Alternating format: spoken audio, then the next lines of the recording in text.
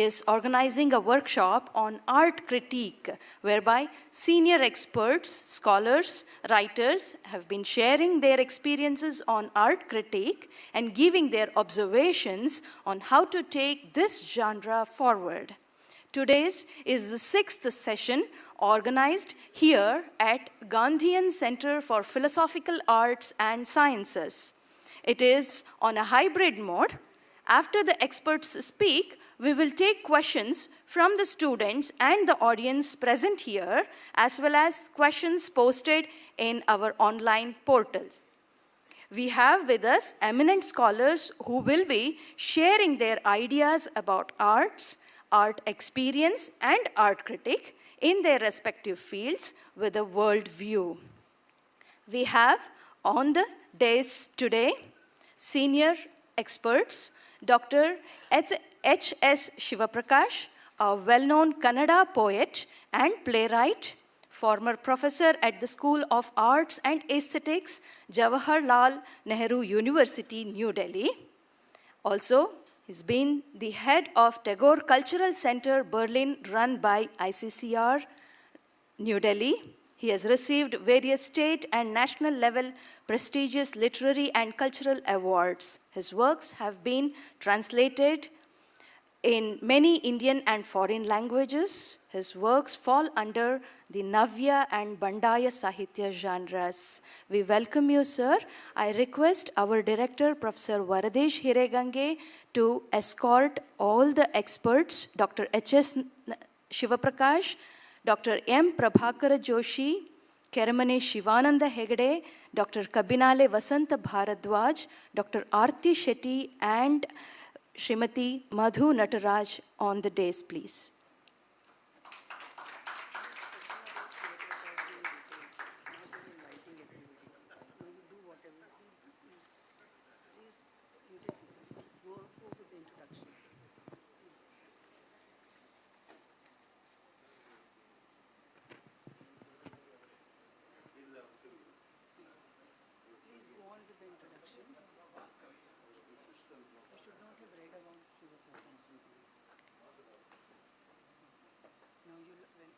Along with Dr. H.S. Shivaprakash, sir, we have Dr. M. Prabhakara Joshi,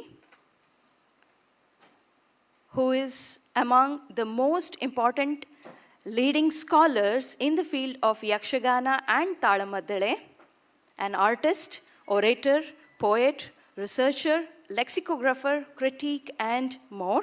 He has received various prestigious awards in the field of Yakshagana and has been selected as the president of first ever state level Yakshagana Sammelana to be held this February 11th and 12th, organized by the Department of Kannada and Culture, Government of Karnataka. We welcome you, sir.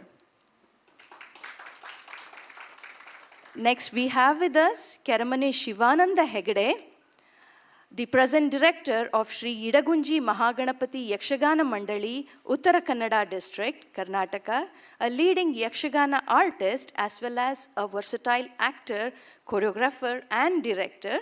Sri Shivananda Hegde has been the former member of Executive Board of Sangeet Natak Akademi and has received various accolades, awards from state and national level, and has been a globetrotter. We welcome you, sir. Next with us, we have Dr. Kabinale Vasanta Bharadwaj, a well-known poet, artist, and researcher in the field of Yakshagana and Kannada literature, a bank employee by profession, creative writing and research, and Ashtavadhana rendition is his passion. A critical view and documentation of all the available Yakshagana texts, prasangas, is his well-received research publication. He is the recipient of various prestigious awards in the field of Yakshagana and Kannada literature. We welcome you, sir. And also we have with us Dr. Aarti Shetty, an established Bharatanatyam guru, is the director of Sridevi Nritya Kendra, established by her mother, veteran guru Vidushi Jayalakshmi Alva in 1974. a resource person for various dance and education-related activities. Dr. Arati is currently the principal at Sarsa College of Arts and Sciences, Mangaluru. She is accredited with various state and national level recognitions. We welcome you, madam.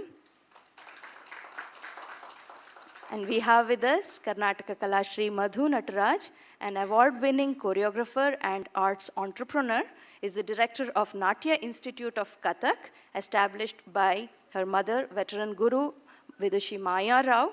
Also, she is heading its performance wing STEM dance company. She is the recipient of Bismillah Khan Yuva Puraskar conferred by Sangeet Natak Akademi and various other organizations. We welcome you, ma'am. Today's session, we have with us these eminent scholars who will be sharing their ideas about arts, arts experience, and arts critique in their respective fields with a world view. Now, I request our director, Professor Varadesh Hiregange, to present the Angavastra and felicitate them.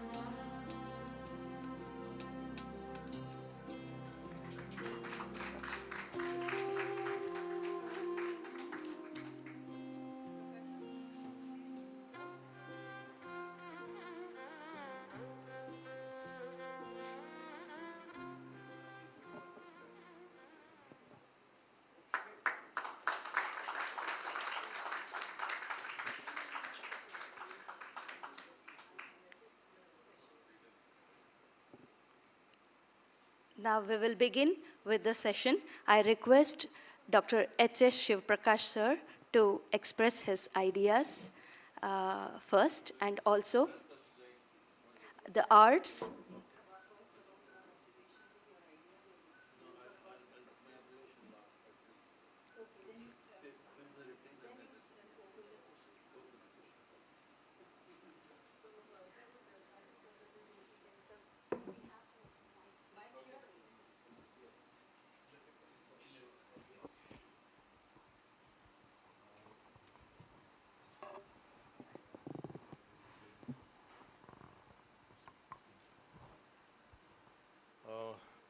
Shiva Suprabhatam. Good morning to everybody. Andarku namaskaramu, ellarku vanakkam. I don't know why we should be speaking in only one language. Because India is a multilingual country. We have multilingual literary traditions. Only after India became divided into linguistic states with equate one region with one language. Of course, in India we have 24 national languages and hundreds of other unrecognized languages. They're called dialects and tribal languages.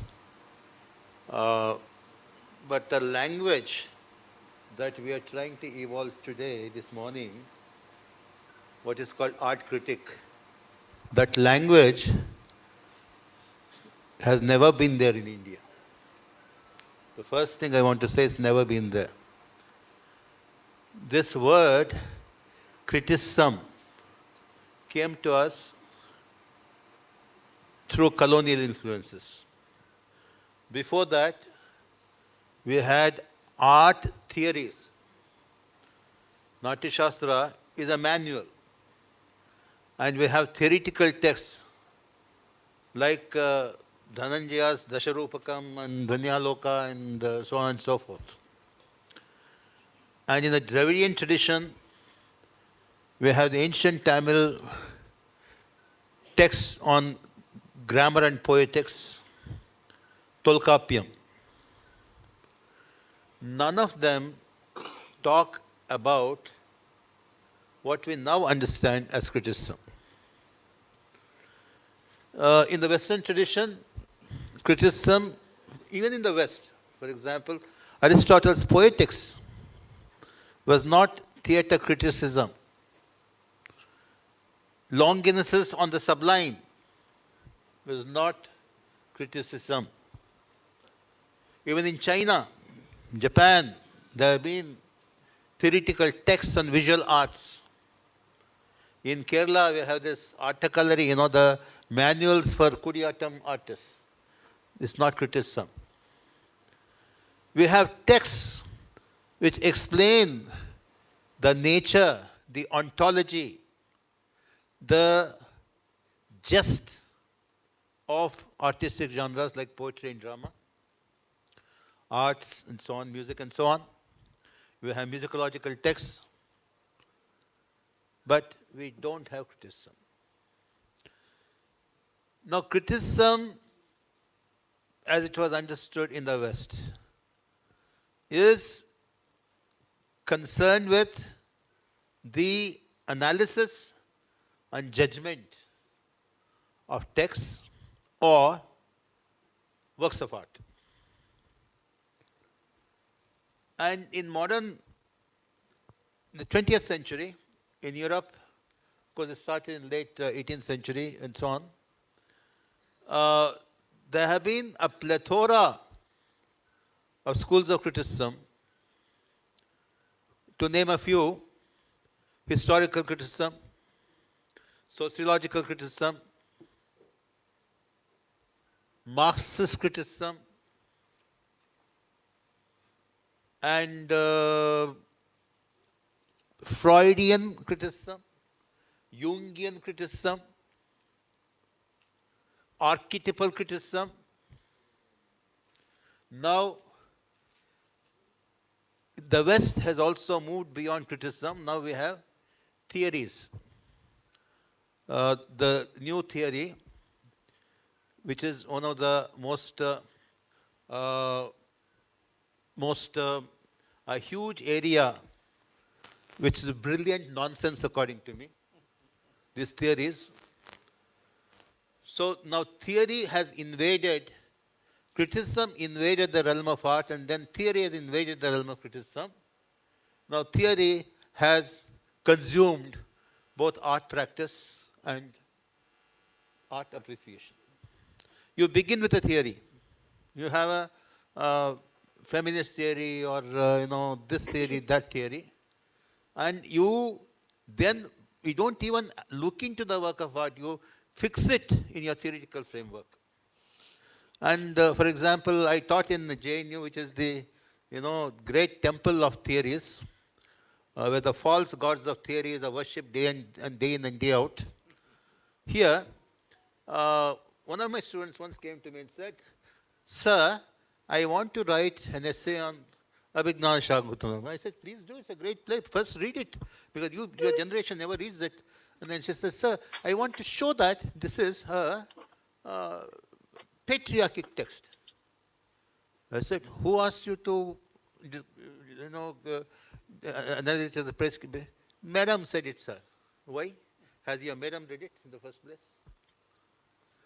Now, how come we arrogate to ourselves the position of imposing the nomenclature which our ancestors were not familiar with?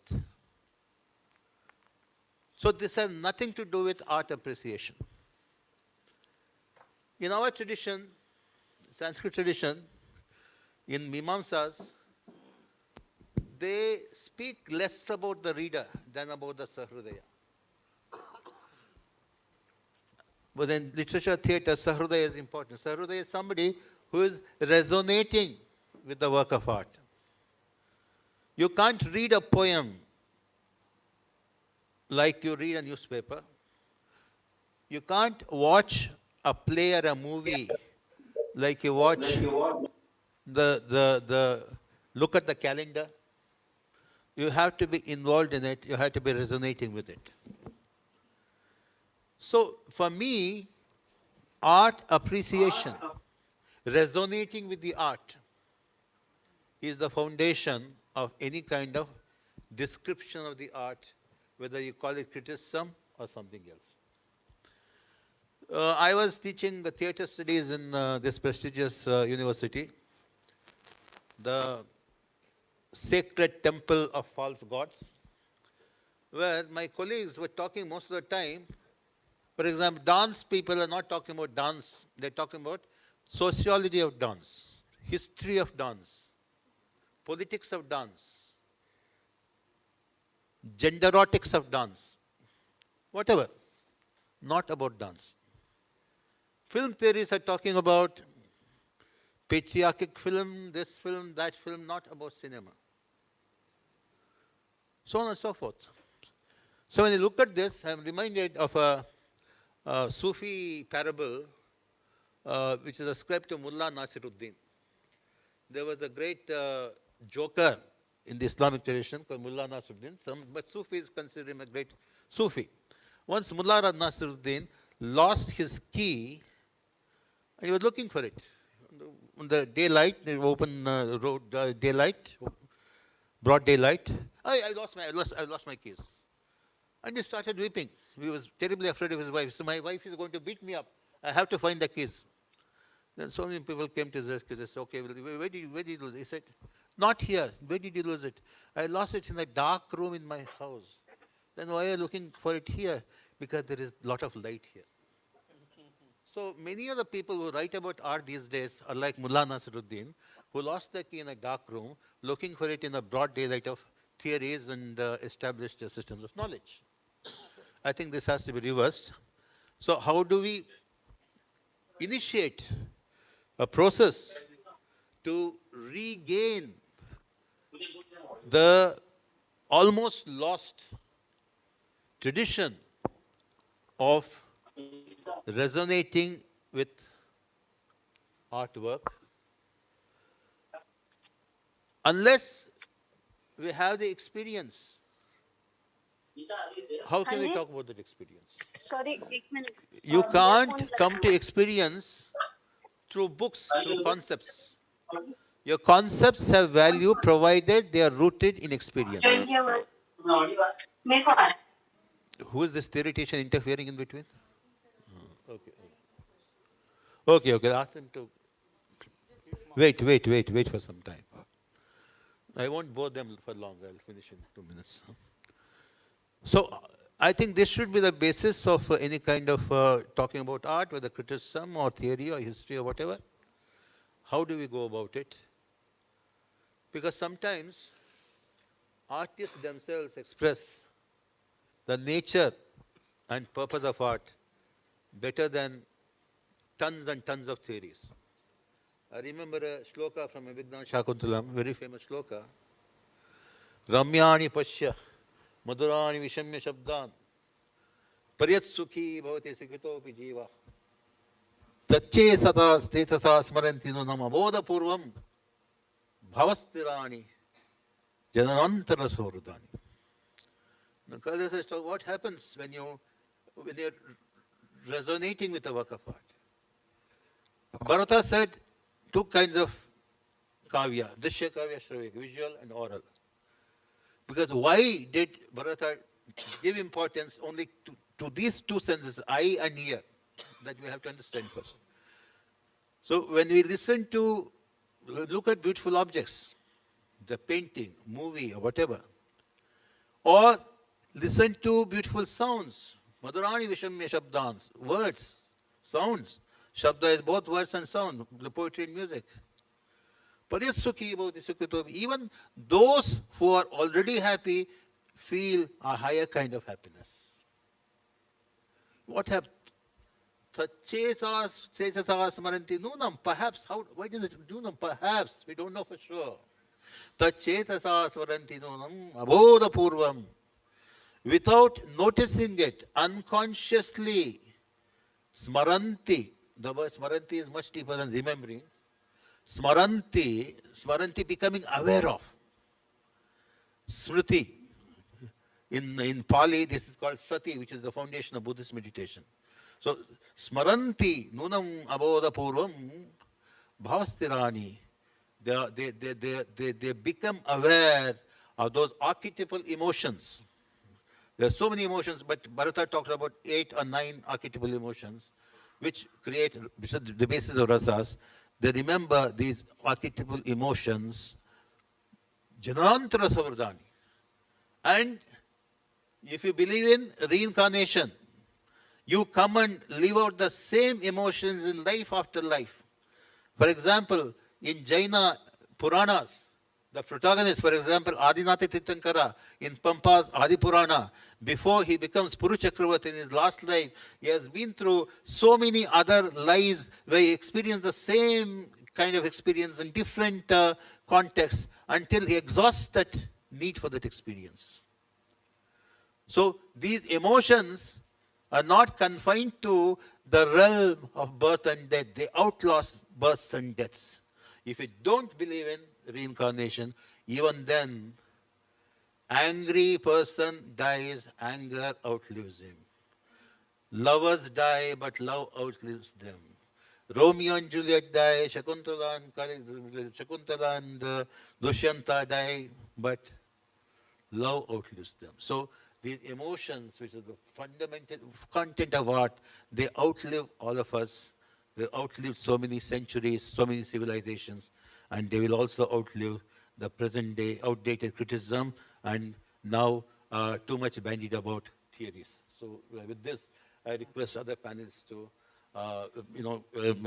make the comments and respond to it, and then maybe, if it's necessary, I may say one or two things. Yes, in between. Are there any online questions? Because we overheard somebody. Are there Questions you can take up later. later? That's what. So I think each speaker can take about 2 to 3 minutes just to give their own observation. Then we can open the session for questions.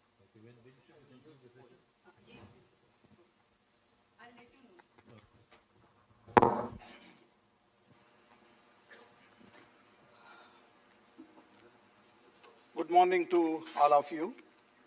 My dear respectful dignitaries on the dais and distinguished guests and dear students of this esteemed institution. Let me start with the art criticism. To whom the criticism is meant for? It is to be understood by the general public or the artists in particular. We, the art critics, should communicate the criticism to the artists first of all, and not for the general public. But the terminologies used in the art criticism are very ticklish. Even some of the artists are not aware of the terminologies used. For example, even today, most of the artists say about bhava rasa, bhakti rasa, like that. But according to Bharata, there are only 9 rasas. 8 plus 1, okay. Then bhakti and bhavas are not at all the rasas. So this type of awareness should be made. Communication is to be very, very simple. Then only artists can understand the criticism. Otherwise, what is the use of our criticism? And more than that, the artists, they should aware of the modern effective use of modern facilities. For example, in Yakshagana, the Bhagavatas are not aware of the sound mechanism, how to sing, in which pitch the voice is to be put. ಅದಕ್ಕೋಸ್ಕರವೇ ಯಕ್ಷಗಾನೇತರ ಜನ ಯಾಕೆ ಈ ಭಾಗವತರು ಇಷ್ಟು ಗಟ್ಟಿಯಾಗಿ ಹಾಡ್ತಾರೆ ಅಂತ ಕೇಳೋದು.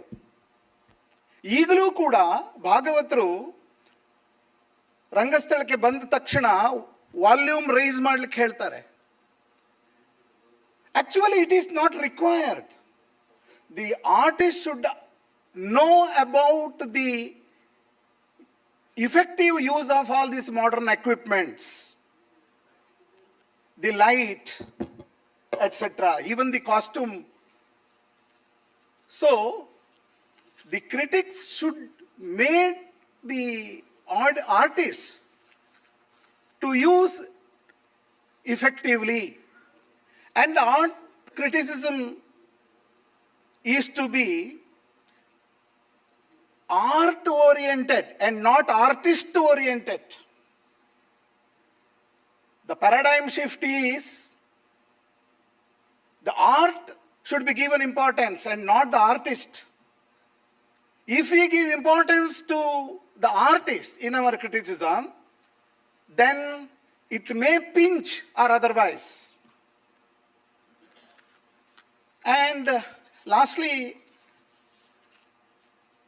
of course, all the arts are interrelated, but every art is having its own grammar.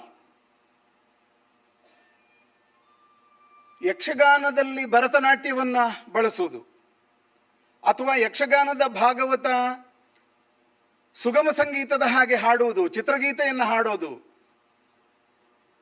ಅದು ಒಂದು ಕಲೆಯ ಮೂಲ ವ್ಯಾಕರಣಕ್ಕೆ ವಿರೋಧವಾದದ್ದು. ಹಾಗಾಗಬಾರದು. We should worship Kala Shankara and not Kala Sankara.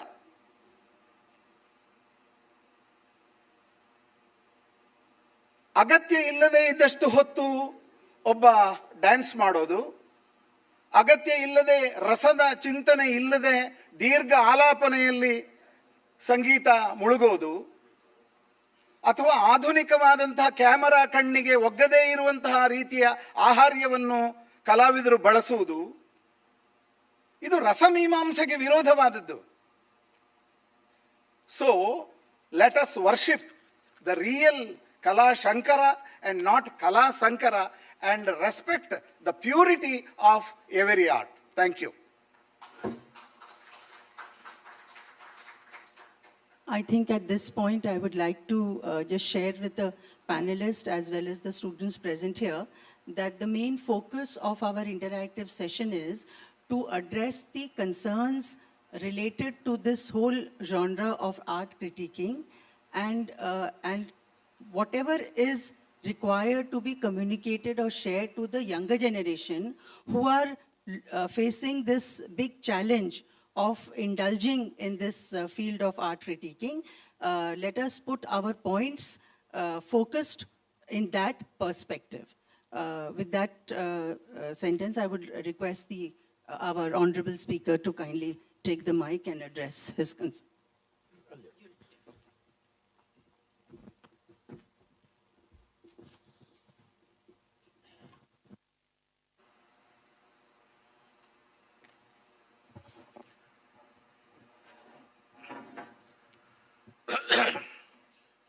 सरस्वत्यास्तत्वं कवि सहृदयाख्यं विजयते. Senior experts on the dais and friends. First of all, I am honored to participate in this discussion. Amrit Kala Mahotsava, a great occasion, a great institution supported by Sangeet Natak Akademi. Not go into formalities. I first of all thank and congratulate Dr. H.S. Vishwaprakash for giving an excellent opening, and Dr. Bharadwaj for continuing it. I am basically invited here to represent Yakshagana, which I am supposed to know. Actually, I don't know anything of many things. So first of all, for the benefit of, I am speaking for students, not for experts. Experts should know I don't know anything. But students may have an impression that this fellow knows something. Friends, first of all, I'll tell you what is Yakshagana for your benefit, if you don't know. If you know also. Yakshagana is a traditional theatre form. You can call it classical or Deshi. Basically, in Indian parlance, there is no Shastriya and Janapada, folk and classical. We all use these terminologies very loosely. And superimposing one style of criticism on another. European in the classical and Tatandu, idra manne bela hakuda. It's not that. I'll give you one example and go. Brihad Deshi is the name of the great classical music treatise, one of the greatest, by Matanga. It is called Brihad Deshi. What is Deshi? Deshi is not folk. Deshi, Shastriya, folk, social criticism, all these things are okay and good at their place. But you can't superimpose one thing on the other. Inspired by Dr. Shiva Prakash, I'll just quote you an example. Recently, 2-3 students came to me for research. Same Shakuntala story. Gender equality in Yakshagana.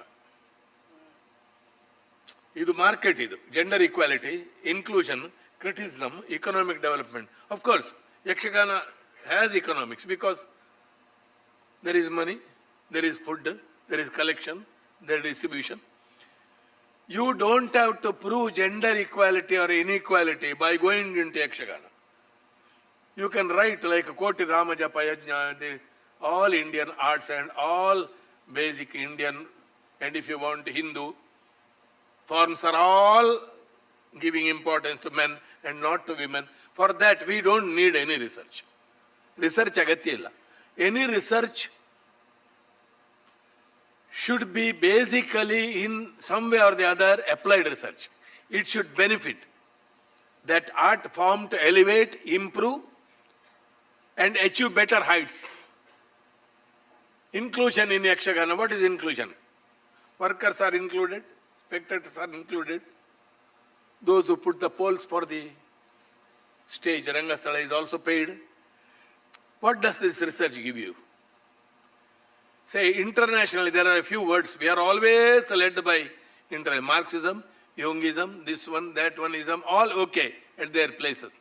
But we should not be carried away by careerist aspirations of Yakshagana. Yakshagana artists, arrangers, called Yajamanas, temples, beware of this intrusion of modern researchers who want to exploit our field.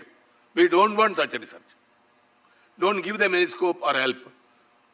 Ivrella Bandhu, all are giving them help, giving them hospitality. They write something else. I am not against any criticism. Don't misunderstand me.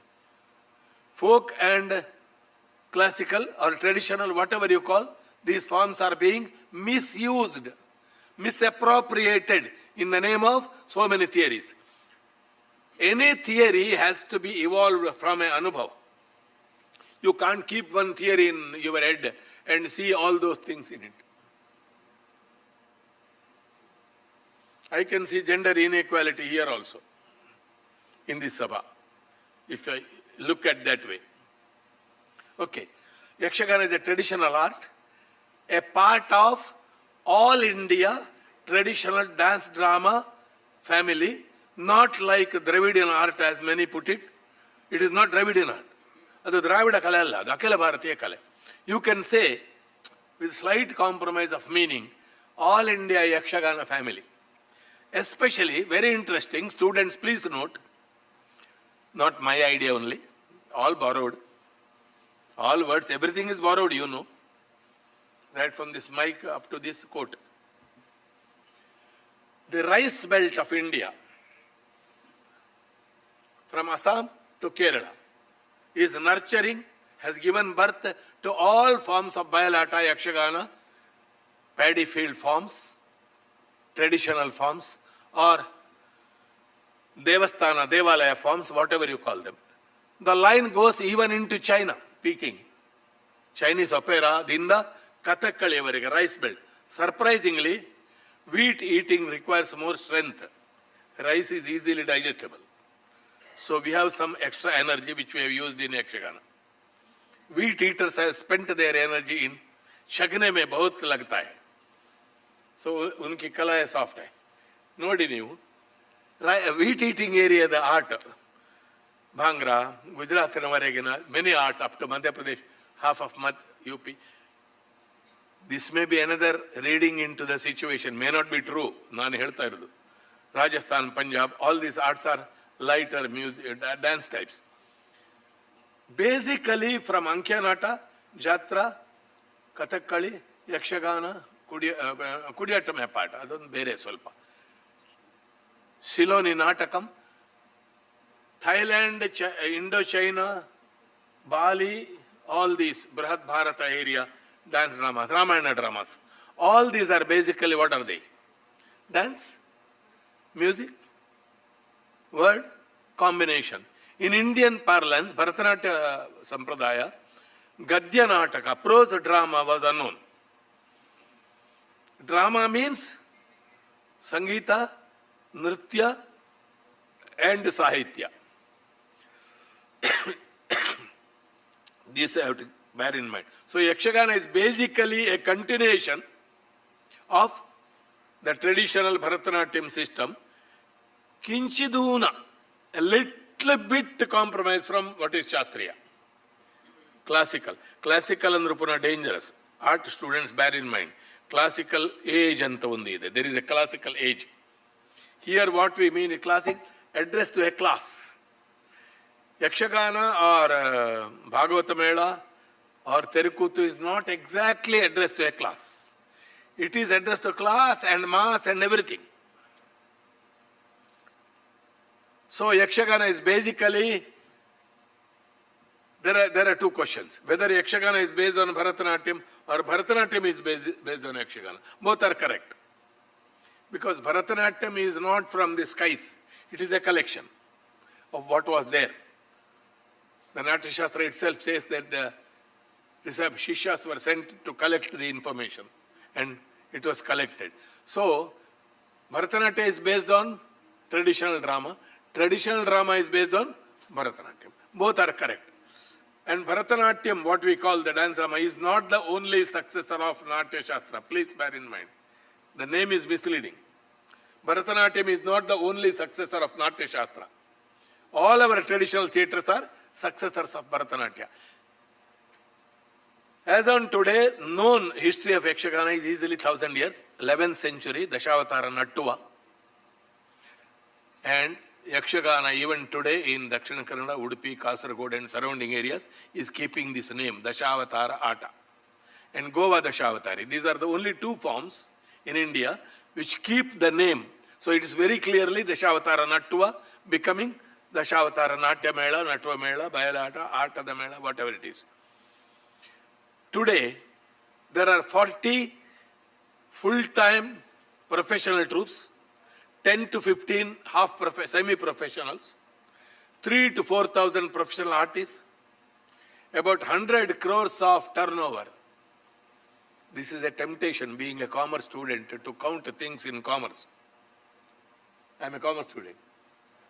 This is the size of the art. Art criticism of Yakshagana has various aspects. Historical, then technical, it's chandas, prosody, music, raga, prasanga rachana. There are 5,000 scripts in Yakshagana, 5,000, 6 to 7 lakhs of songs. The richest and the biggest lyrical sahitya in any Indian traditional art. If I am wrong, may correct. Cheat bandide. 2 ನಿಮಿಷದಲ್ಲೆಲ್ಲ ಈಗಲೇ ಮುಗಿಸ್ತೇನೆ. I throw this assembly open for further questions. If at all, I will answer. Thank you, sir. Thank you, sir. We give the thing to, I think you take.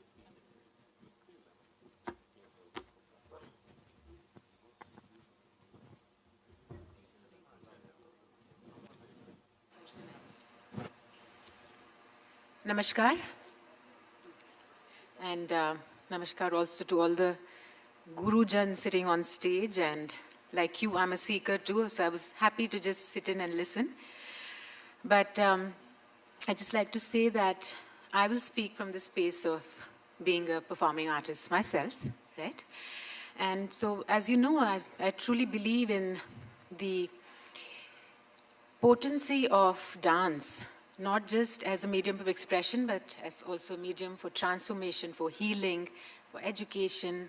The possibilities are limitless. And artists, performing artists especially, are receptacles of time. They carry with them also, they embody the history, socio-political scenarios they have passed through. And when you watch a performance, whether it is Yakshagana, it comes loaded with all of this, or Kathak, which I perform. In India, we've always had, tradition of constructive debate. So the word, as Shiprakash ji said, maybe the word criticism wasn't there at all. But for example, Abhinav Gupta would write a commentary on the Natya Shastra, or there would be, theories on the rasa theories. And just like the Socratic debate, I think we've all read The Argumentative Indian.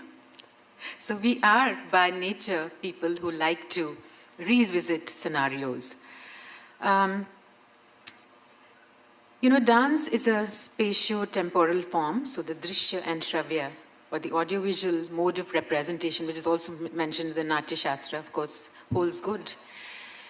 But growing up, I remember as a youngster, when I started dancing, I have about a 30-year trajectory now. It was often a music critic who came to review dance, So the literary great, they were considered the seminal voices. And as Guruji said earlier, unless you have experienced something, how do you even write about it? So let's not go into the question of is it necessary or not, right? Some sort of social commentary, maybe documentation is necessary. But a music critic would come and write about a dance performance. I tell you, I have kept some articles, and I will not mention which great publication, but twice the header of my performance by this critic was powerful yet elegant. What does that even mean? But twice. And it was almost the same review and had performed different pieces, you see. But at the same time, there have been great performing artists themselves who took to writing about dance, who have come back with great, very valuable advice. Till today, I know that an older, writer like Leela Venkatramanji, till today calls you up after a performance. She's in her late 80s and says, can you tell me again what that first piece was about so that I understand it before I write about it? Now that one appreciates. I'd like to also say that, just like we artists have evolved over time, right? I'm a great believer that every art form has to evolve. That's why we are here. We are relevant. You can't pickle tradition. And therefore, the whole attitude about what writing in the art should be about has also to evolve. We can't just keep these people on a pedestal, just like sometimes artists don't, communicate and reach out to their audiences. Today is a time when artists are coming to their audiences, right? Especially with the virtual space during the pandemic, we noticed that the optic was handheld. Dancers started to, review how they perform and started to adapt shorter pieces that people could watch, right? And also, of course, this has the plus and minuses, but it kind of democratized not just viewership, but also the ability to discern.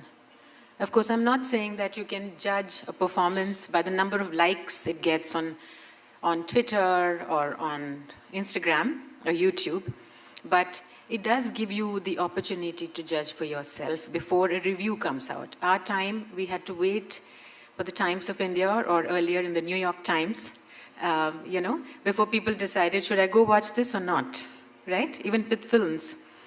You will now go and watch a Pathan, right?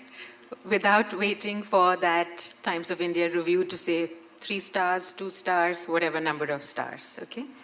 I'd also like to say that gone are the days when sort of a passive public followed reviews. Now they want ownership, right?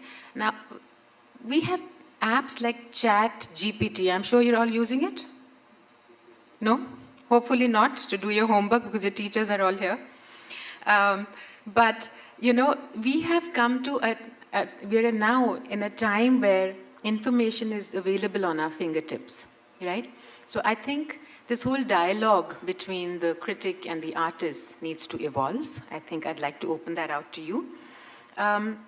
Also, a new phenomena emerged in the last few decades in India, and that is the artist turning curator. And they decided how they want to present their performance. They curate the audience, they market it, they write about it themselves, because like Joshi ji said, who knows their art better than their artists themselves? So, for example, you look at the Kochi Biennale or many of the other biennales or the Amrit Mahotsav itself. It's curated in a manner so that that your target audience, in this case the youth, gets access to so much that they probably don't get otherwise. Get to hear viewpoints. Otherwise, you could just watch performances as go home. Why are we having this dialogue today, right? And that is, again, something that has opened up a channel for each of you to populate all these spaces, virtual and physical, with your opinion and an informed opinion. In our institute, we run a course on choreography, and started by Dr. Maya Rao, but every 5 years we review it. So from learning, if you're learning Shastras, the treatises, you're also learning stage technology, lighting and, if you're studying Indian aesthetics and the Rasa theory, you're also studying history of choreography, movement analysis, you're studying anthropology, you are studying dance writing, and you'd say, why does a dancer need all this? Why does she need to study art history? Right? But till today, when I walk into a Hagia Sophia or Somnathpura, I remember, this sort of architectural floor plan of that space and how it will inspire me to create something, right? And that is why it's so important that each of us here learns more and more, and to listen to these opinions, however, diverse they are, to keep your mind open to both tradition, modernity, and diversity too. And there is one course that I teach along with a few other people on writing your own synopsis. Yeah. Earlier we used to have this tradition of program notes, right? So now it is, you write what is called the choreographer's note to say what I have to say about this piece. Not to give away what this whole thing is about. What inspired me? Why did I do it? What inspired me? And how am I going to present it? And that's it. And then you leave it to the public to decide. So I think I will leave you with that. There are a lot of people waiting to speak, and I want to hear them too. But if there's anything else that comes up in your mind and you'd like to ask us, be happy to answer. So I would like to say that this dialogue between the artist and the commentator, critic, needs to evolve too and be relevant to today's times. Thank you. Thank you, ma'am. I think Shivananji.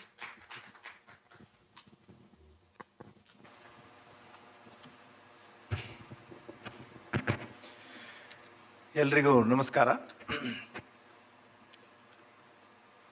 ಈ ಒಂದು ಸಂಸ್ಥೆ ಏರ್ಪಡಿಸಿದಂತಹ ಬಹಳ ಅರ್ಥಪೂರ್ಣವಾದಂಥ ಒಂದು ಕಾರ್ಯಕ್ರಮ ಅಂತ ನಾನು ಭಾವಿಸ್ತೇನೆ. ನನಗೆ ಈ ಸಂದರ್ಭದಲ್ಲಿ ಒಂದೆರಡು ವಿಚಾರ ಹೇಳುವುದಕ್ಕೆ ಅವಕಾಶ ಕೊಟ್ಟ ಎಲ್ರಿಗೂ ನಾನು ಆಭಾರಿಯಾಗಿದ್ದೇನೆ. ಸಂಗೀತ್ ನಾಟಕ ಅಕಾಡೆಮಿ ಹಾಗೂ ಮಾಹೆ.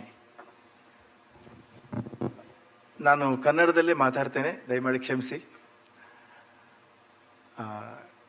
ನನಗೆ ಮುಖ್ಯವಾಗಿ Hindi, Kannada is okay,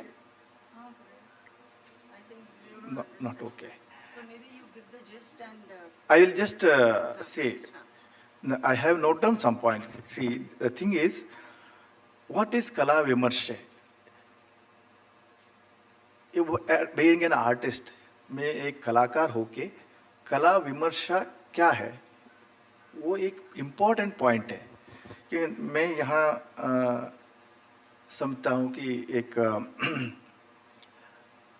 literature को एक दिशा है, लिटरेचर क्रिटिसिज्म कैसा होना चाहिए, वो it is established.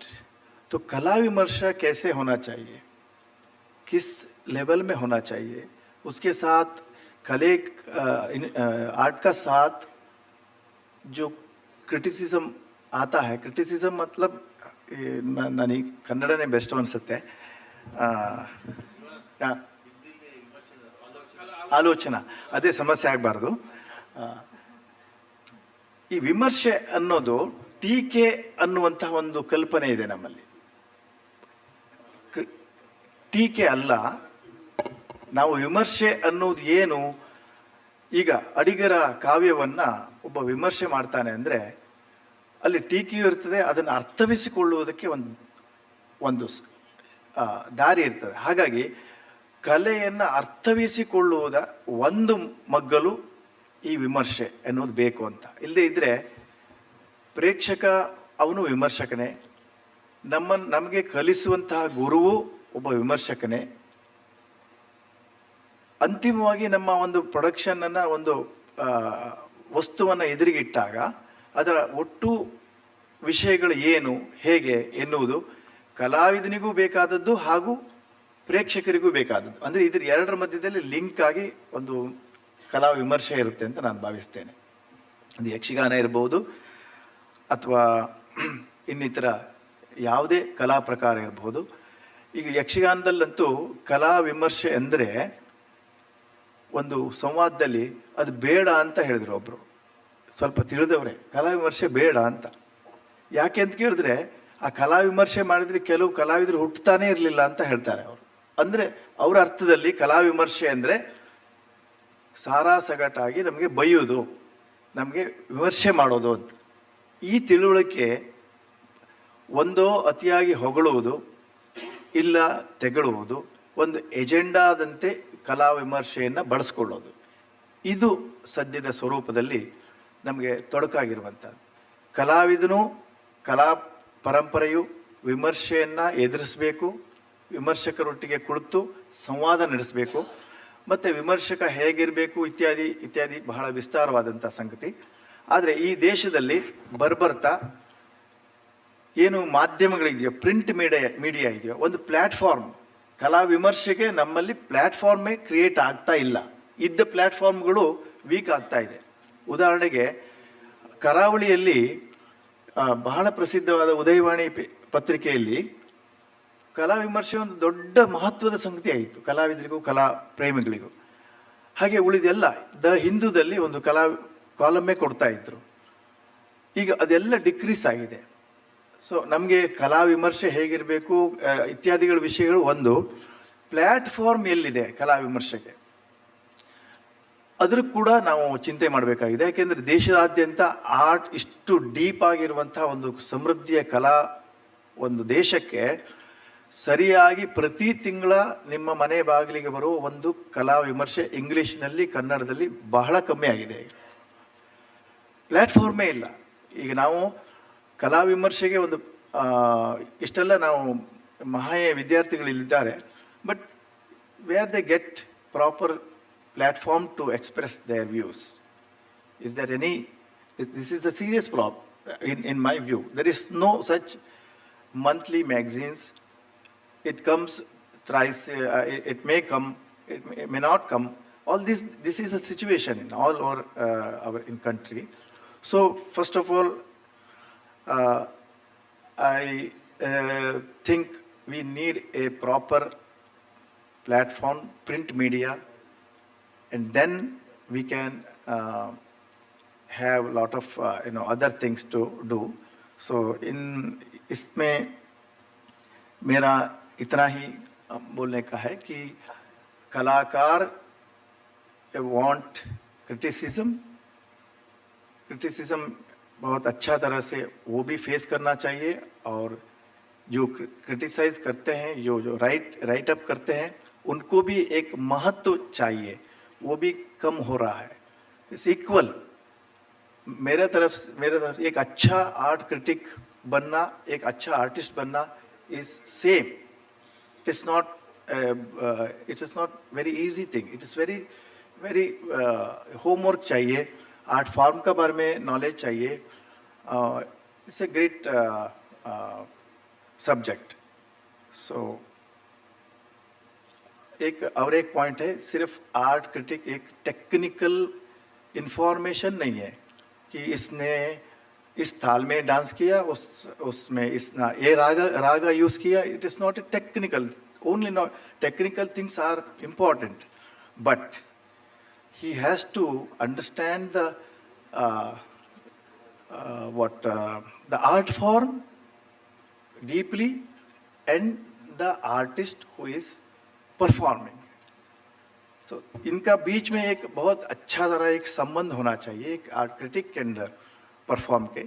So he should go deep into the performance and then take technical issues secondly. So that way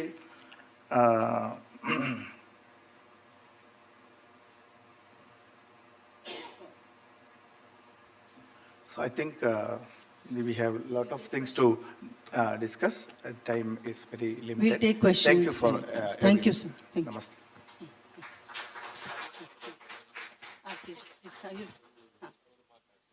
She will be the last speaker, and then we'll take the questions. Thank you.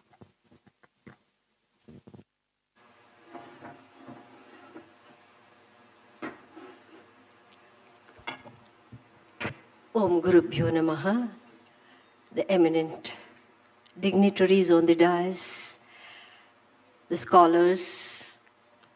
First and foremost, I thank Sangeet Natak Akademi and MAHE for providing me an opportunity to express my views. Whatever I had thought in mind, most of the speakers have put forward. But yes, I would like to say a few what I had experienced as a performer earlier. What my guru, my mother, always felt the need of art critic, especially in South Canara. We are basically from Bombay, and when we came to Mangalore, in Bombay, there was a lot of art critics. I know what my mother used to say is, an art critic is needed so that an artist can improve herself. Because the art critic will express the good and the bad.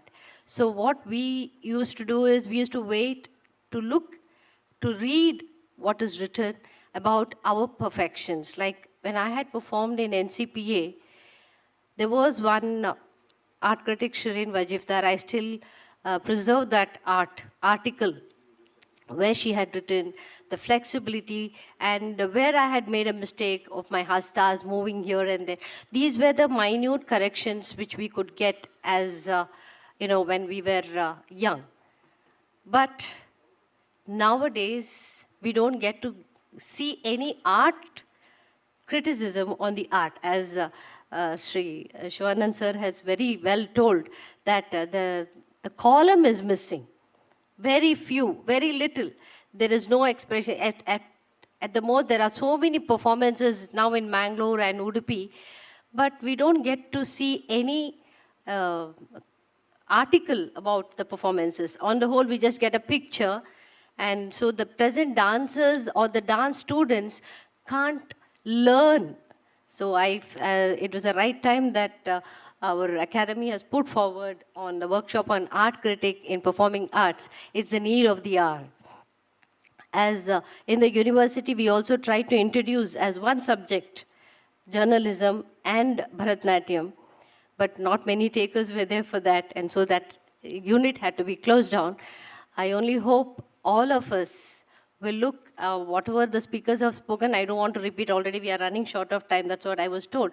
So I will just cut short, and I would like to just say that let us all improve. Now that the virtual media is there, I feel even if we cannot put it in the papers, the dancers can express their views even in the virtual, in the Instagram, in the Facebook.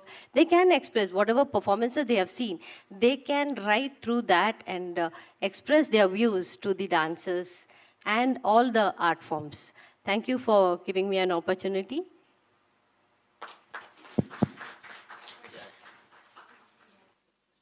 Yeah, in fact, with the chair, I have a query.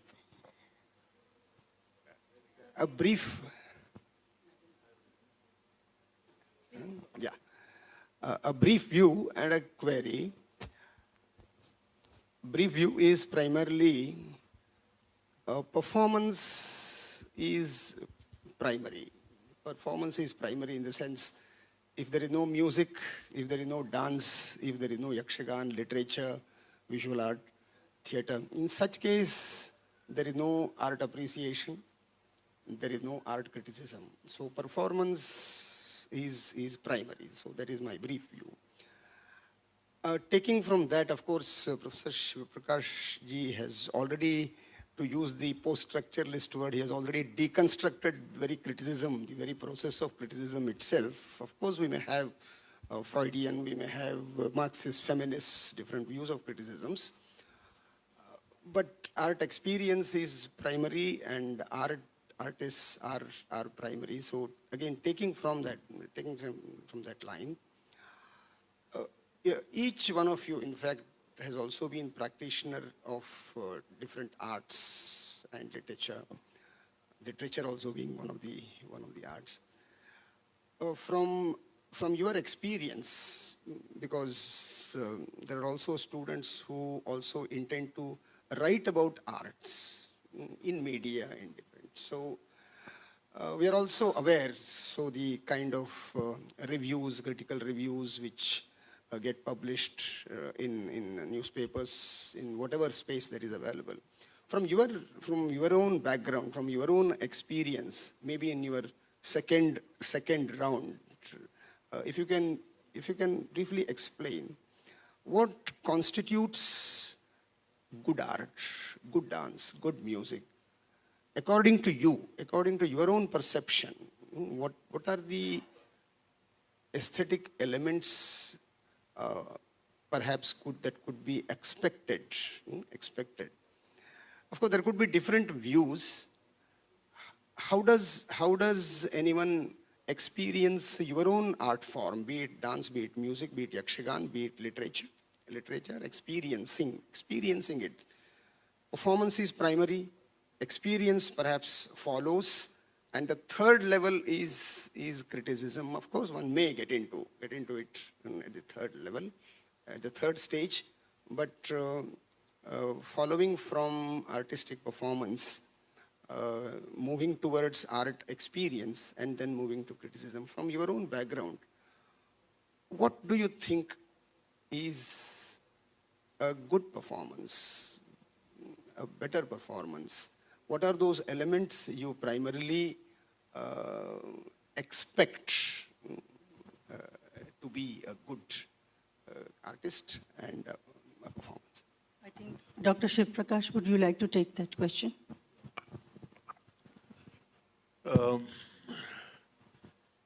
First of all, I assume that the purpose of this workshop, whatever, is to make the students understand what it means to critique art.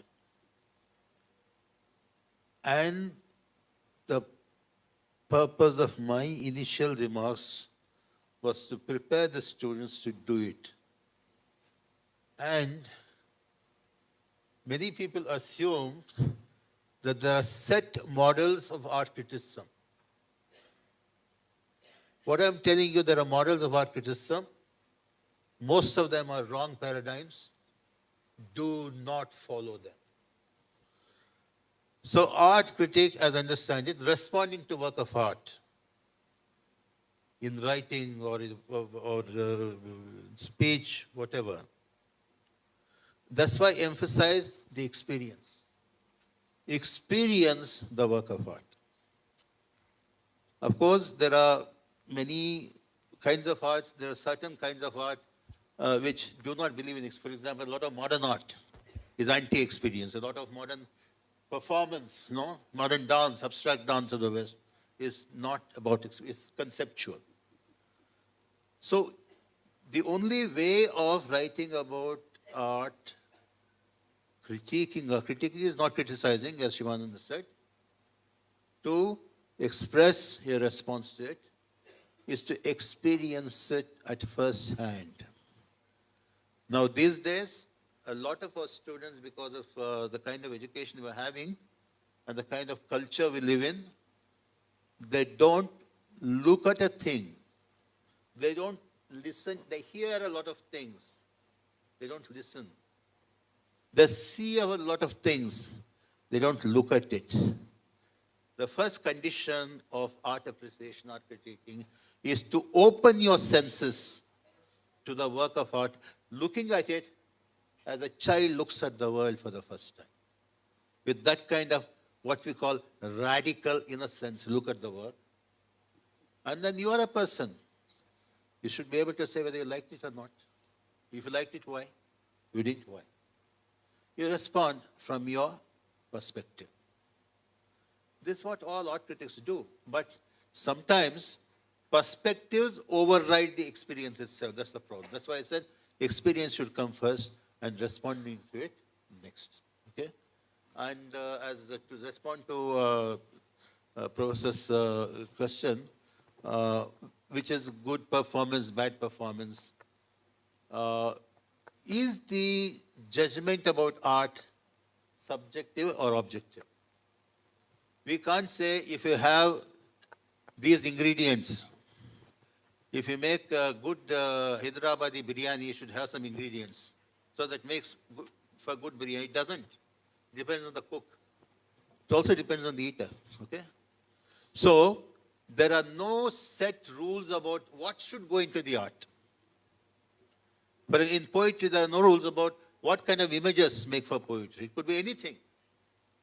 But unless it is given a new kind of significance, in Sanskrit this is called vakrata, chamatkara. See, for example, there is a famous haiku poem by a Japanese poet, Basho. Kuro. Is it a poetic bird? Cuckoo is a poetic bird. Lots of songs about bulbul in Urdu and koel in our languages, kuhu kuhu, etc. But the crow, is it a object of poetry? But in Basho's poem, he says, the usually hateful crow this morning, he too on the snow. The snowy background in Japan, if you've been to Japan, it's all white, and a crow, black crow there, it looks so beautiful. So that instant creative moment when your senses are all awake, when your intuition is open, then something flashes here. In Sanskrit it's called spurana. Art is not conceptual. Many modern Indian playwrights are no playwrights according to me because they're conceptual writers. Okay? The great ones, including Gnanpith Award winners, I'm saying. I reject them because there is no spuratta, there is no spurana. So in Sanskrit they talk about two kinds of pratibha. Pratibha means imagination, a remote equivalent synonym. Pratibha is something that recreates the experience. In the West, it's called imagination. And this is the divine element in man. Coleridge said, imagination is the eternal repetition in human mind of the infinite I am. So, divine faculty in man. So, that creativity, which all of us have, two kinds. One is somebody who creates art, karyatri pratibha, one who creates art. The other is bhavyatri. To be able to respond to a poem or a good work of art, there should be an artist within you. There is an artist within you. That artist is hidden in the right hemisphere of all of our brains. Okay? This has to do with the aesthetic faculty according to modern brain science. So that is present in us. So the creative artists awaken that responding artists within. Choreography, all of us have that. So it should be a dialogue, Hridaya Samvada, exchange of hearts between the artist and the art, not critic, art appreciator, audience, yeah? Spectator, whatever. So this is art critiquing reduced to its basic elements. We can build on that. And of course, there are many kinds of art, many ways of writing about it. But most often, this is forgotten. Can we go on to the questions from the audience, please? Is anybody ready with a question? Not yet? Okay, kindly come up, sir. So you'll have to come up because you'll have to be seen in the camera.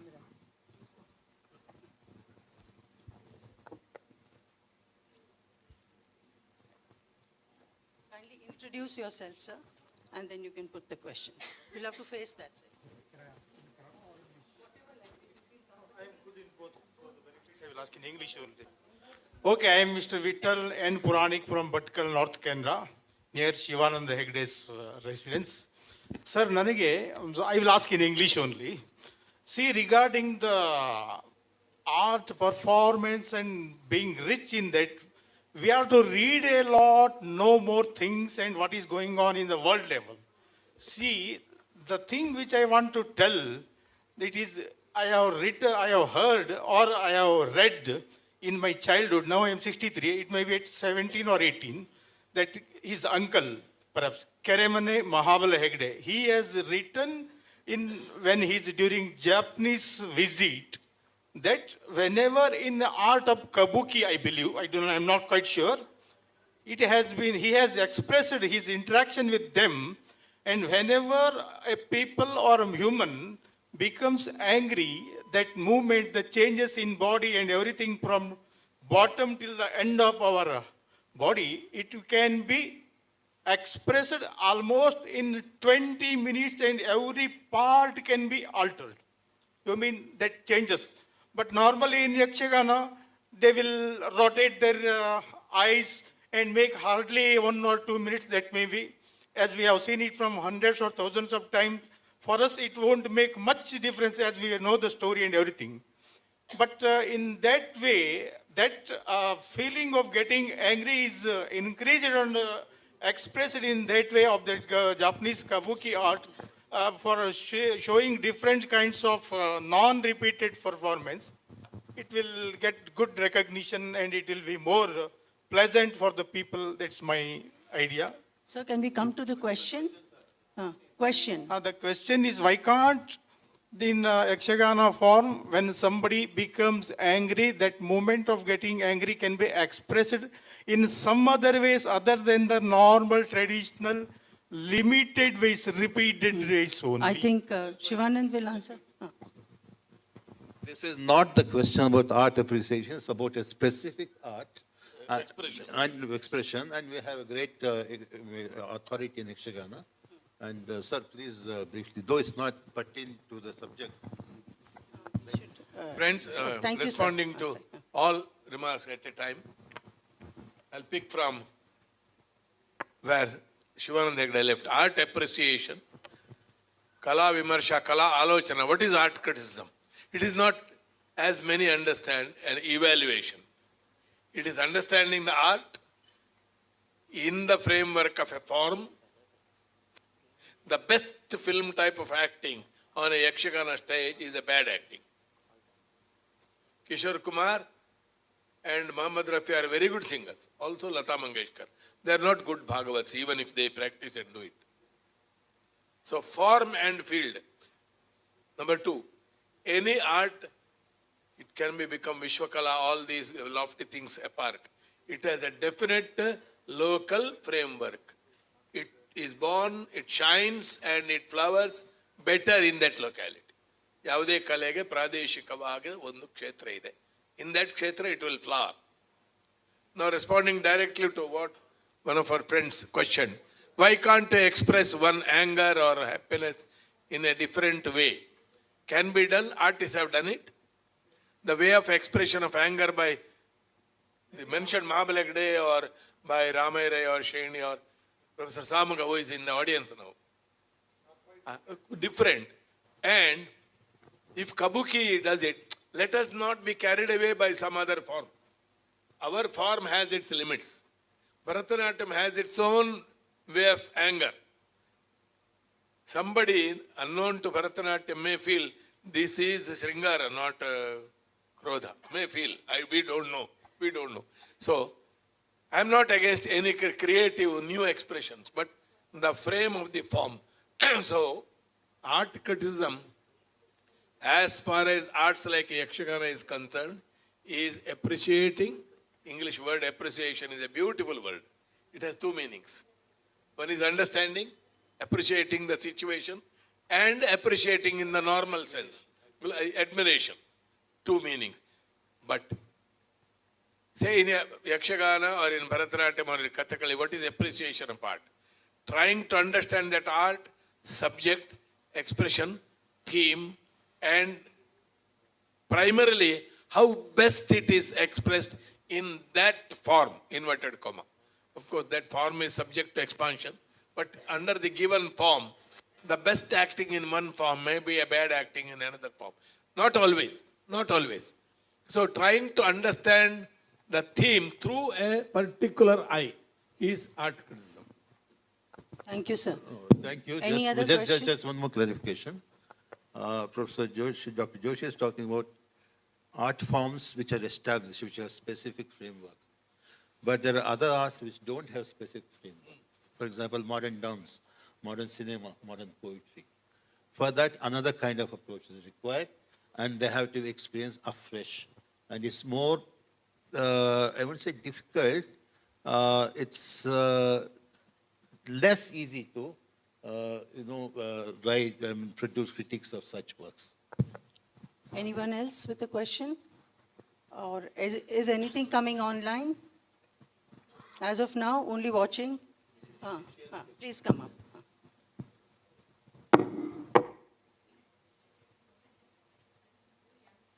Yeah, youngsters should, don't hesitate. Yeah, come. All questions are okay. All questions are okay. Hi everyone. I'm a student in Gandhian Centre. I'm pursuing my first year MA in Art and Peace Studies. Art and Peace Studies. I'm Sakhar. Listening to you all, irrespective of your experience and I have few questions and anyone can answer. The first question I have is that, is art politically neutral? The second question I have is, won't human biases and prejudice enter into art? Won't human biases and prejudice enter into art? The third question I have is, so ordinary people cannot critique. This is what I have here. Ordinary people cannot critique the art. Isn't this elitism? Yes. So I heard that if you want to critique an art, you have to experience it firsthand, then you can critique an art. So the question is that why, if an artist is performing for public, then there should be enough freedom for public to critique the art, irrespective of experience or not having an experience. Yeah. Thank you. Who would like to take this? I think, Madhu, would you like to take this question?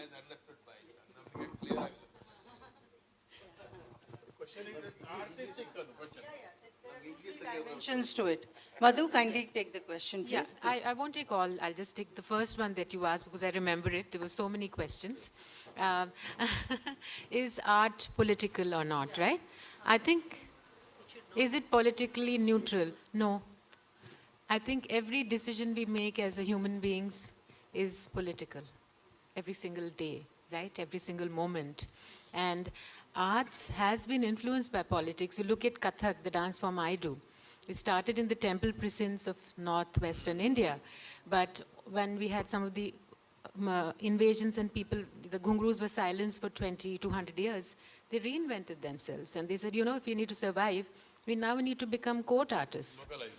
Court dancers. So in the Rajput court, because it was Rajput rulers, they probably didn't have at that time the patience, like we can't watch something more than 20 minutes anymore, right? So they said, you know, humko dhamakedar dance dikhana. So, you know, that's even now when you go to Rajasthan, you see people dancing on, you know, glass. You see, you know, the sapera artists or putting a blade between their mouth and then taking chakkars. At the same time, the Mughal courts, you got the Sufi influence, right? So they say probably the reason why Kathak has so many chakkars is probably inspired by the whirling dervishes, right? And then again you have Ajiz Ali Shah, and then, you know, Kathak is influenced flamenco. I don't think that dance can, any art can be devoid of political influences or for the artists themselves. But having said that, all artists look to arrive at a moment of equipoise, you know. As we are in Tulunadu and in Yakshagana and most other forms, you have something called Patra Pravesh. So you have to empty your emotions out and take on that character. But it will always be informed by who you are. And which is why great artists might be doing Ghatodgajvad, but they will say, you know, why are you so corrupt, just like that corporator who's not releasing water in a locality, right? So I think every form is definitely political. You cannot say, I mean, this is, I think, if we don't admit to this, it's, we're not talking about politics of Babuism, the art itself, not the establishment that, you know, runs it or one depends on or not. That's my view, yeah? The second question? Next question. Extraordinary. Human bias and prejudices. Shall I answer that? Please, sir. Please. The artist is an individual human being, he or she. And every person has his own baggage, associations, memories, and samskaras. And in art, the challenge is you have to express some, if you express only something individual, your own biases, how can it make sense to somebody else? Or if through art you have to express something universal, the person, the recipient is an individual. Why should it appeal to him? I'll give an example. Ancient Greek playwrights wrote some 3,000 years ago, 2,000, 3,000 years ago. And today, their works speak to us much more powerfully than, for instance, many contemporary Indian playwrights. Why? Because in art, and they're also responding to the demands of their own age. Greek society had its own, context, and there were also individuals. All of them were individuals. What they do is they express something in their own unique way. But what they express is expressed in such a way that it makes sense to us. There is a very important principle that was invoked in Indian Sanskrit poetics. It's called sadharanikarana. A specific experience is experienced in a way that it matters and appeals to everybody else. Shakespeare's Hamlet is an individual, that he is a character. But everybody can identify himself or herself with Hamlet, because there is a little Hamlet within all of us. So the same with villain's character, whichever characters. So individual biases are the ingredients of works of art, but they have to be transcended through what is called universalization or sadharnikaran. I think we have an online question, sir. Can you just, it is just half, appearing half.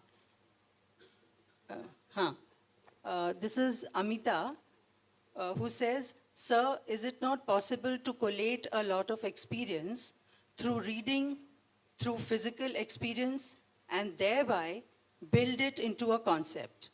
Why is conceptual framing of are seen as modern? Would this kind of training to build a concept take away from being open-minded and being childlike in experiencing and thereby responding? Would it not be necessary to learn language for expressing what a child sees? Actually, I'm missing the question. If somebody... This is a JNU question. I can say this. I think this is definitely from ex-JNU student. Okay, so if you can, anybody can just... Even I'm not getting the question. Maybe we could request you, Amita, to frame it more precisely and to the point. Ignorant people like us understand. So that we can just address your concern immediately. Meanwhile, we take the questions from the people present there. All right. Okay, please. So Please. you had third, fourth questions also, no?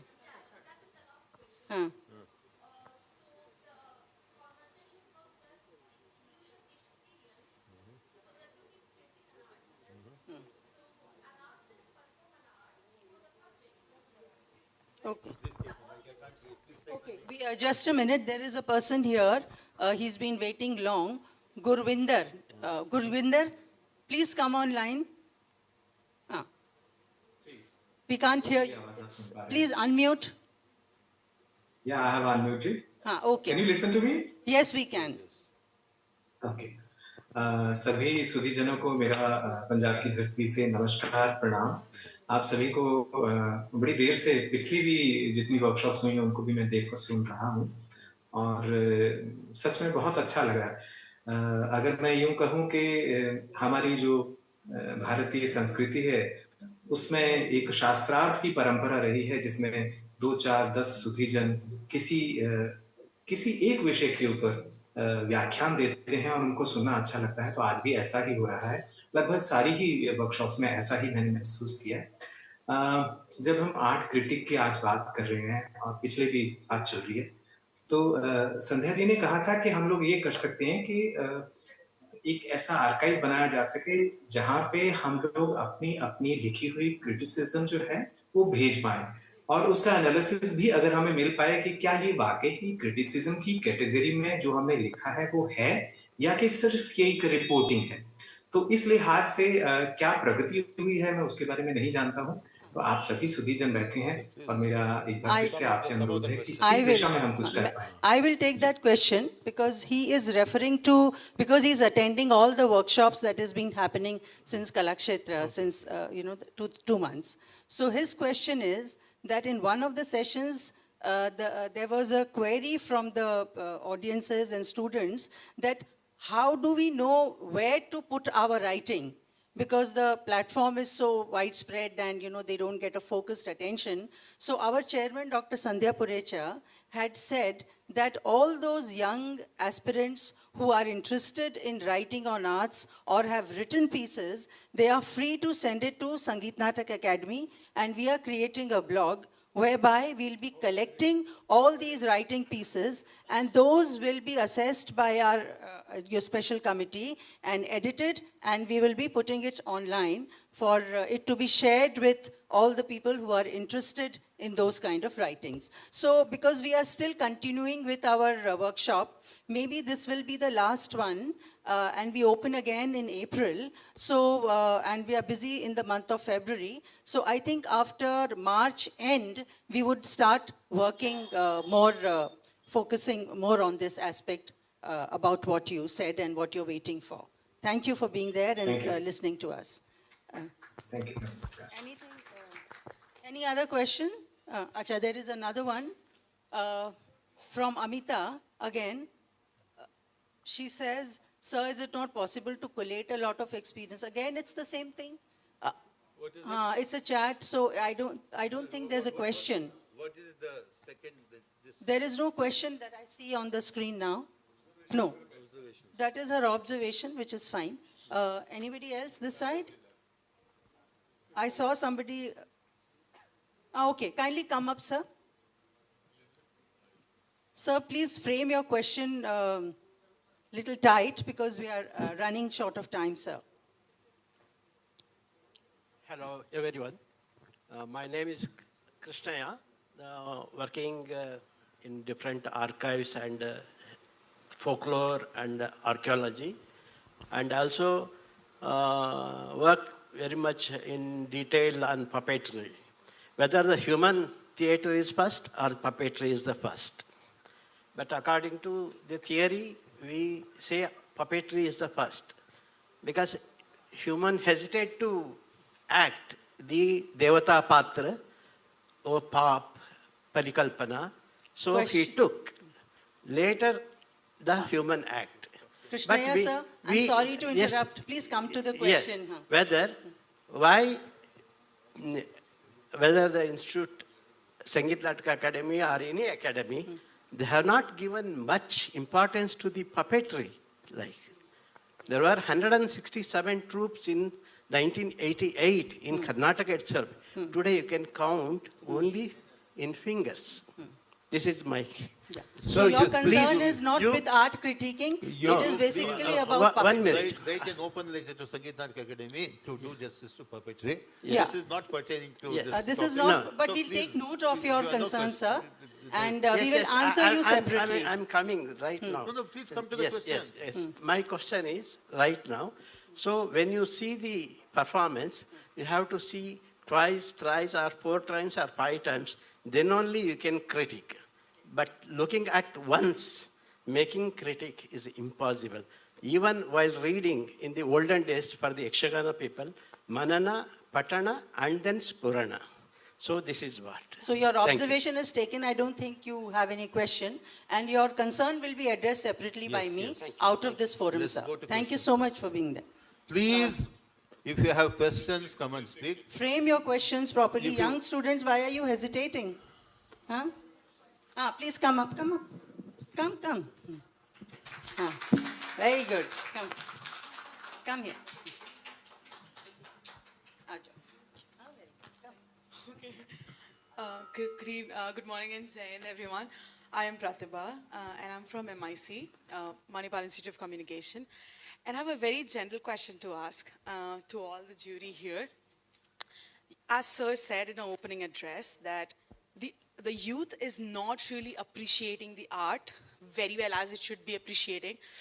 So, but why it's so hard to connect with the art we have? Like, it's music, dance, we have a huge area to look upon.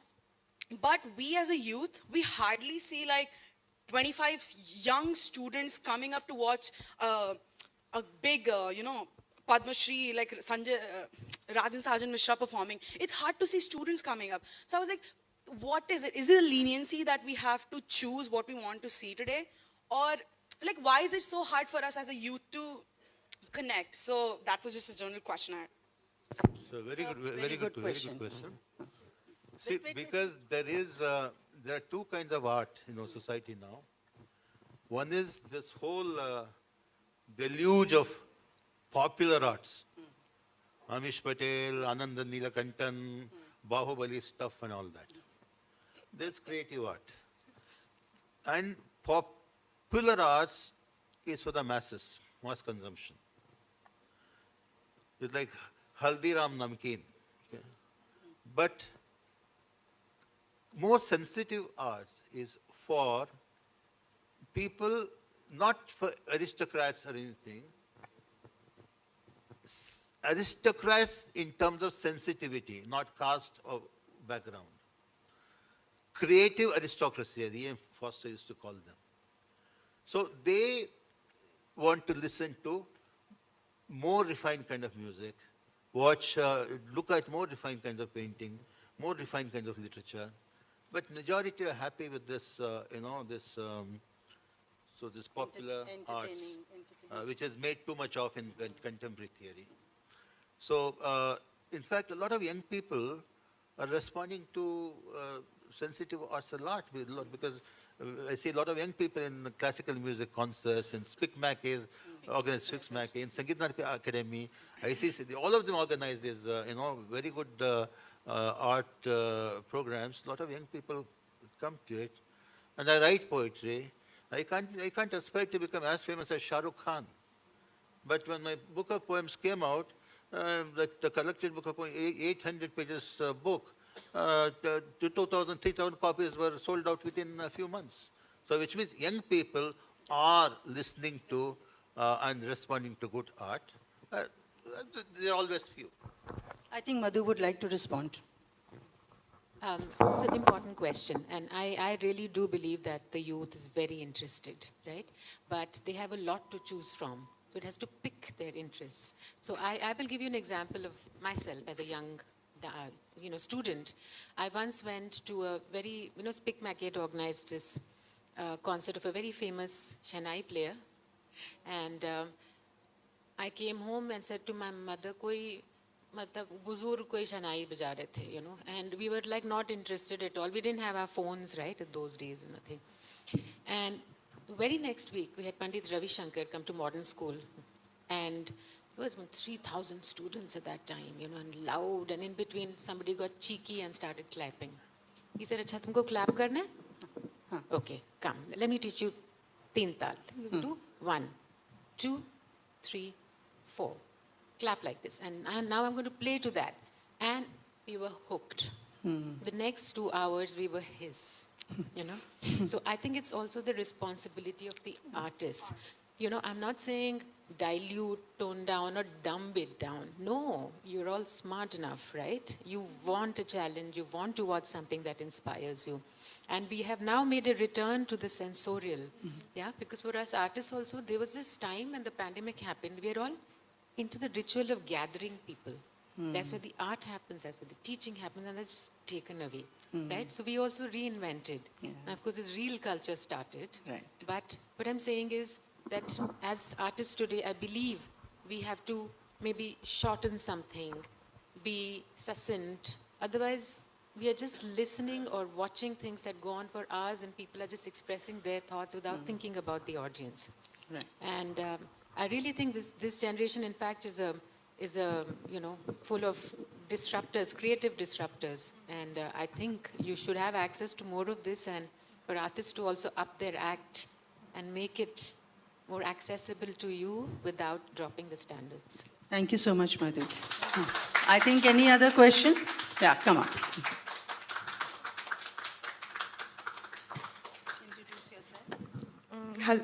Hello everyone, I'm Shruti Bangera and I'm currently pursuing my PhD in Yakshagana, and I'm looking at modern theory perspectives on Yakshagana. Keeping it aside, my main question to you all,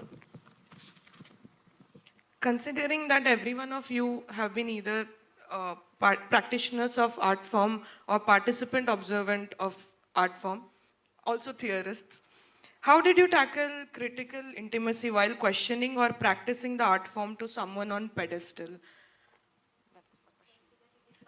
Considering someone on pedestal like your gurus or like the teachers you've been practicing under, questioning them must been something that been from. Responding to your question, if I've understood that question, I don't know. This first. Because questions are put in a particular way and we take it in another way. One, art is basically expression and art is continuous questioning also. We do question Purana, Gurus, seniors, but not that way as we question, as if it is a revolt. No. Continuous parishkara and improvement is art. World does change. World should change is not a rule. There is a sukshma difference in this, subtle difference. World should change, so I will change. No. World does change. There is subtle difference. So, by questioning you grow, but in Mimamsa or Vedanta, in ancient theory of knowledge, Prakash is very well worked with. There is a famous saying, which may look fundamentalist today. Problem is, any theory looks differently, and our thoughts are imposed with so many other theories. Shrutyanusari tarka, Vedanusari nyaya. A logic according to Veda, according to knowledge. You can also translate the tarka, the questioning, subservient to Veda. Then you immediately will question, what is subservient to Veda and questioning also? No. There Veda means knowledge. In ancient times, art, literature, theory, this one, that one, science, human, this was not that. Veda. Veda was everything. So, questioning too has a limit. Like a pole you use to jump. The pole itself is your base for jumping in pole vault. But you leave the pole and jump. This is how it defines, I think. ನಾನು ಏನು ಹೇಳಿದ್ದೇನೋ ಯಾರಿಗೂ ಅರ್ಥ ಎಂಥದ್ದು ಅಸಂಬದ್ಧ. ಕೆಲವು ಸಲ correct ಮಾತಾಡ್ತಾರೆ. Your question is questioning your guru. Not exactly. Someone like on pedestal, you're getting trained under them. Yes. We do. Yes. On art form. Yes. There is this problem and challenge that comes when you disagree on some point, but you don't know how to tackle that thing, and then you want to approach because that is someone you've been training under, right? So, Yes. that is, But nowadays, I think you should, and we do it. And the present gurus accept it. I'm the third generation. My mother, when she learned from her guru, she never had the guts to ask any questions. When I came, I'm the second generation now. I used to just very subtly question her. But now my daughter, who is the third generation, she immediately, when I tell her something, she questions, why? So that makes us also think and give an answer. So that it is not wrong, you have to question. And you don't have to, only thing is, you have to put it in a, as Sir said, subtly. Instead of the younger generations are very abrupt. Instead of that, you can put it politely. Can I know why? And I'm sure your guru will explain that. Thank you. Thank you. Anybody else? Kindly come up.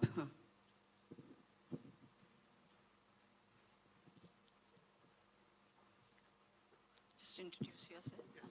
Look Hello. into the camera. Hello, my name is Jinu. I'm from MIC.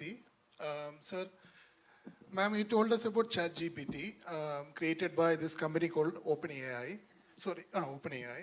And the same company created this program called DALI. And another company is like Midjourney. It's like AI-generated artwork. It's like and most of the auction houses started selling these AI-generated artworks as well. So how do we look at, or how do we appreciate, these images or art created by this non-human agency? Just a question. We'll come to your question. Let Madhuji answer. He has another question. Can we take that first? Or you want to answer this? Please. Yeah, so that's the thing. That's what I was saying, You're talking about so many concepts that belong to another time and sometimes seem like they're stuck in a time warp, right? But the thing is, everything evolves and to be relevant in a sense and also pertinent. And today, like it or not, AI is here to stay. Whether it goes rogue or not, we don't know, right? But AI is here to stay. There are mixed realities. There's virtual reality. There's, augmented reality. And art is being created with that. In fact, let me give you an example of something similar to what you were talking about. I forget the name of the app, but way back in the 1990s, Merce Cunningham, he was already in his mid-90s. And he wanted to, because he was a brilliant dancer, and he still wanted to show his dancers while he was choreographing. So he used this app, I think something Lives it's called, I forget what it is. He used the app, and it was Merce's vocabulary, and that avatar would dance it. And he created choreographies. His last choreography was done by that. So there are pluses, but that is still the mind of his. Now, with these new apps, you feed the data and it creates a fabulous essay. You say, write an essay on Mahatma Gandhi, it will write it. Right? Dali will create this fabulous work that you wouldn't have thought of. Now, how can you work with this?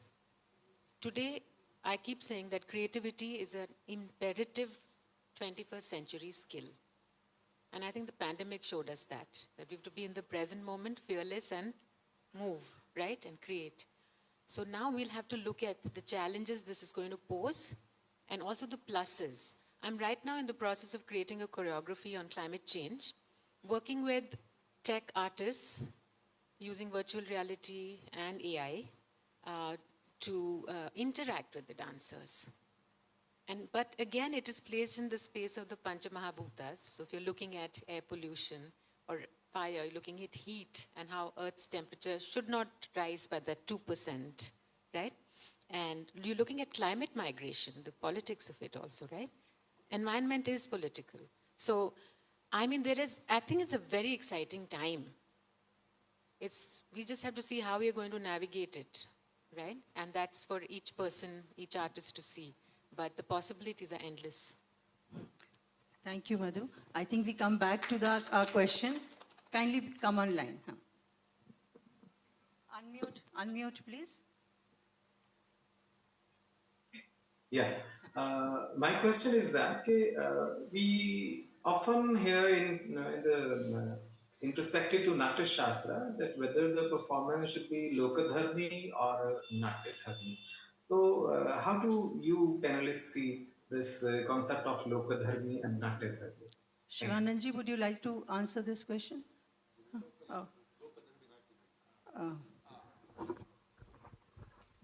Yes. Classical or traditional art is basically, it relies heavily on this difference of Lokadharmi and Natyadharmi.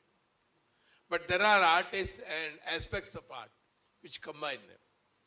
People say Kumaravyasa, in Kumaravyasa, the ordinary folk expression is itself elevated to a level of class. So there are great artists like Sheni Gopal Kramat or Shambhegde who combine them. Alli Vyathyasave Kanudilla, but there is a difference. In Yakshagana, the Lokadharmi is more represented by the Hanumanayaka or Hasyagara jester or the philosopher come jester. That is there. A simple thing. Say, the mudra for calling all over the world is same. Come here or something. Not like come here. No people in the world would do it negatively. Hogu anta helike, ba anta helike, hige yaru heludilla. But each art has its Bharatanatyam may say like this. Kathak may say something else. If I express it, I may become ridiculous because I don't know the form. In Yakshagana, it's more rustic. Little bit. Not even the bending of fingers has a definite rule. Again, substyles like north and south or in any art, different gharanas have their own way. There is a famous saying, when, HSS may agree, when prose starts dancing, it becomes poetry. So in a way, prose itself is Lokadharmi and poetry itself is Natyadharmi. Of course, very limited definition this is a very different. So, make it more artistic. Or, if I am to coin a new word, the ordinary experience, hundreds of ordinary gestures, all are artified in a way, in Natya Dharmi. They are Loka Dharmi becoming artistic by giving them a particular frame, again according to region, style, period, and so many things. It's not a question of either or, it's a question of more or less. Yes. Most of the students may not understand this lingo, Natyadharmi and the other thing, Lokadharmi, is different realism and stylization. And the best art is a balance between the two. For example, our spiritual movements, bhakti cultures in medieval period and tantric schools, they produce their own art. And most of their arts, for example, even Kumarivasa's Bharata, Tulsidasa's Ramcharitmanas, and Shankar Dev's, this Assamese Ankiyan art, they are the admixtures of regional stylized forms and realism. So it's always been there. It's a matter of proportions. Thank you so much, sir. Any other questions before we close the session, because we are running almost on time to wind up now? Are you sure? You had the last question? You had one last question. You had one last question? Yeah, please come.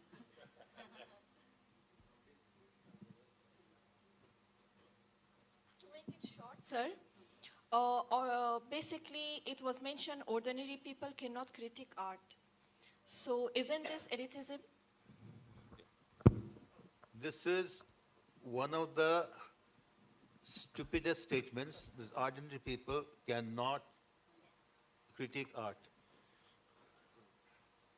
It's normally because these critics want to steal the thunder. They say that only we can do it. But it's something everybody can do. All of us are doing it, but we don't do it confidently because we think some expert will do it better. So we, give the right for somebody else to speak for us.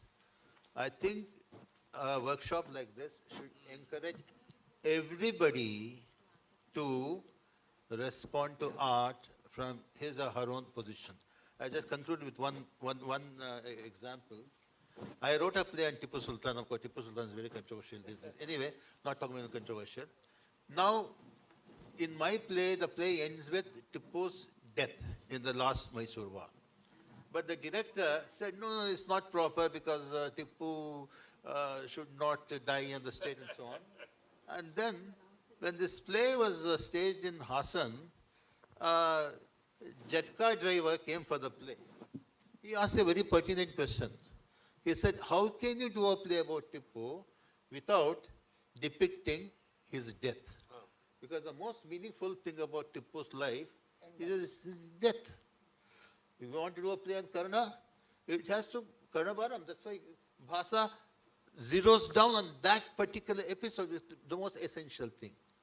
So I think when common people open up, they have a lot more interesting things to say than experts. In Yakshagana area, there are wonderful ordinary people who Yes. make a critique, they criticize, evaluate very much. So And they understand the theme in a different way also. Who is the ideal art critic? You yourselves. Last question. No, I just wanted to actually, none of us answered what Vardish sir was asking us about. You youngsters, you sometimes wonder how to view art, right? So I just wanted to say, when you're watching something, does it touch you here? Or does it touch you here? Right? It touches you somewhere here or there. If it doesn't, then you're completely indifferent to it, and there's the answer. But if it does, I'd like you to just think back and analyze for yourself what it did for you, and to interpret it in your own way. And in that interpretation, you will find your expression of that you watch.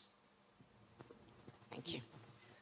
I think before we close, I'd like to thank our GC member, Bharti ji, who will be presenting her students this evening, but she has come to attend this session. She's our General Council member from Andhra Pradesh. So I thank you, ma'am, for being here. Thank Okay, you. Thank you all the veteran scholars for giving their views on art critique and engaging us all gathered here, especially our students at MAHE, in this intellectual engagement. Thank you all the scholars. I request Professor Vardesh Hiragange sir to escort them down the dais. And thank you all the audience, Sahradayas, students. Please do come in large numbers to experience the Hindi play Apar, starting 5:30 in the evening today, same venue, and followed by Siddhi Damami dance, a Bharatanatyam performance, vocal music.